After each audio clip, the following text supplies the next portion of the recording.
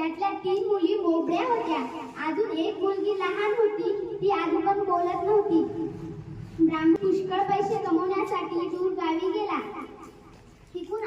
पुष्कळ पैसे कमवून तिकून आल्यानंतर थोडासा हास्यहुस्य करतो. तेवढ्यातच छोटी मुलगी ओरडते,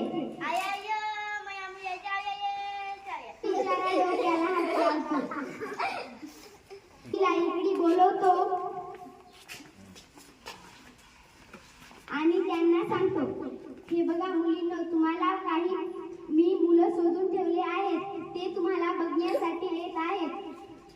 त्यात तुम्ही चौघीपैकी एक जणी त्यांच्यासमोर बोललं तर खबरदार. मुली बया आम्ही नाही बोलणार. मुली छान स्वयंपाक करतात, रांगोळी काढतात, थाट माट करतात. पाहुणे जेवायला येतात आणि बसतात. मुली आपल्या गप्प बसतात. पाहुणे आपसात बोलत असतात. हा खीर तर खूपच स्वादिष्ट आहे. वा खीर तर जाऊ द्या, वांग्याची भाजी किती चवदार आहे, किती खाऊ वाटते.